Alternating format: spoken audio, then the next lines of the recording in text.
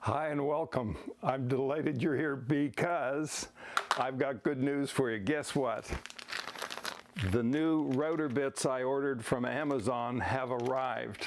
Yep, they got here. And so did the router bits that I lost. And they're all here, right here in my hand. I cannot believe it. There they are. And I found them by accident, as a lot of you suggested I would. Up in this cupboard over here, I opened this up only to find, I wanted to move a dust mask, and when I removed the dust mask, which was over this, it was sitting over top of this. That's why I couldn't see it earlier. Oh man, what's the matter with me? I'm telling you, it's tough getting old. You got to be really strong to get old because this aging thing really sucks.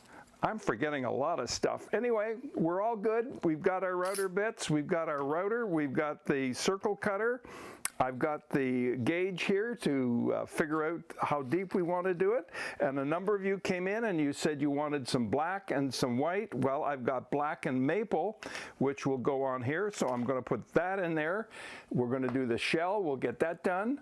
But first, we need to run the intro and spin that disc. So let's do that, and I'll come right back.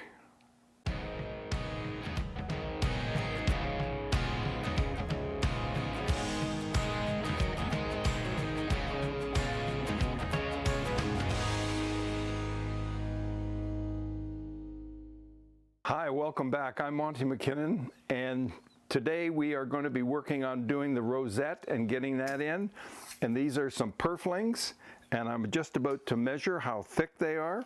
I've got the router bits here, then we got to decide which bit I want to use in here, how deep we need to put this into here, and you'll see all of that in just a moment or two. But the first thing I need to do is I want to check just how thick this is. So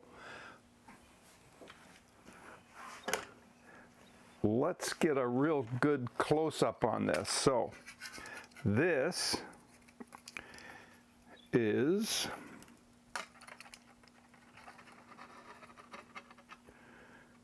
37 thousandths of an inch thick. So this is varying in thickness depending on where it is and maybe how tight I have this. 3/64ths of an inch, 1/32. That's what I'm going to go with. And then I can nudge it out and make the tiniest little cut. All right.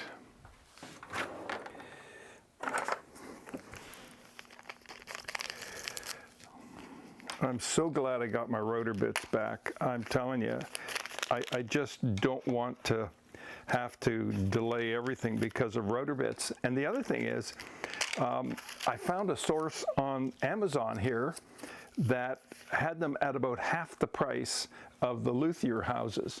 So folks, bottom line there is check your sources for router bits. So 1/32 of an inch. Well, I knew this was going to happen at some point. I didn't expect it to happen today. Here's what's gone on.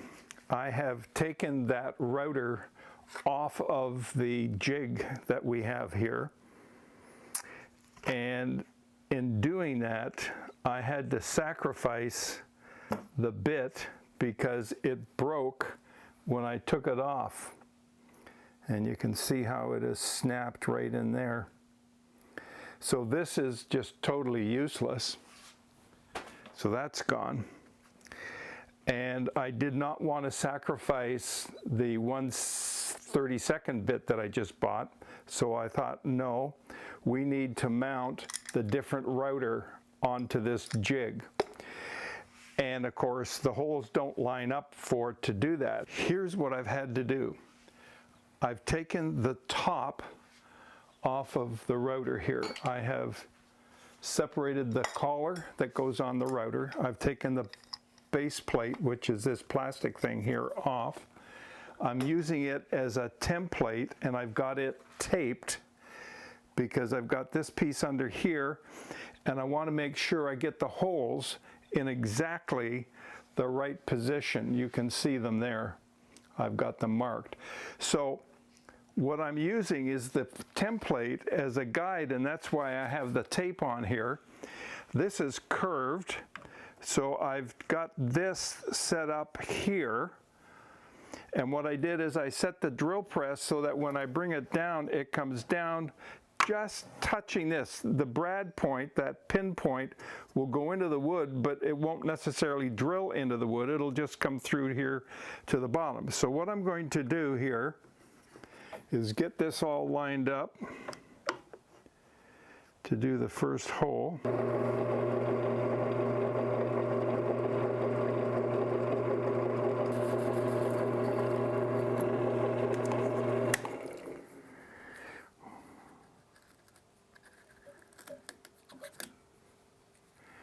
Well, folks, there's what we drilled out.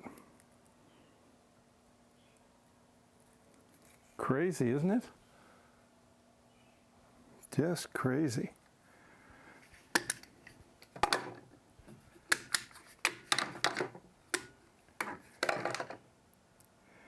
And it did not quite go through.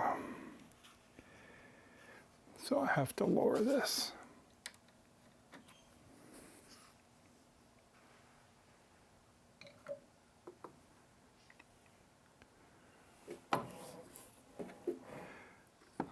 Okay, that I can do afterwards. But we know that the new one will, because I've just raised that a bit. All right.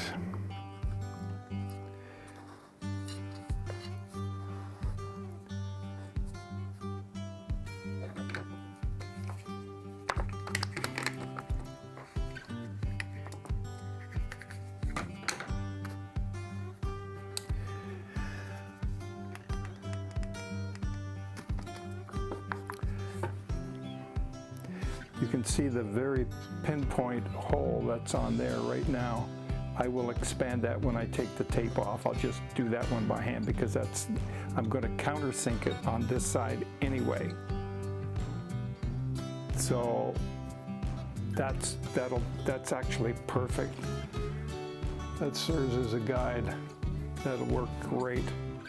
All right, I'm going to cut out here. I'll come back when I get all of this done and we'll start putting it together. It's going to happen.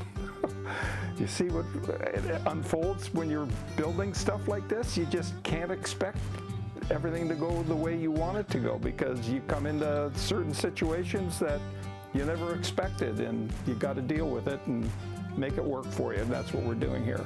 All right, I'll be back.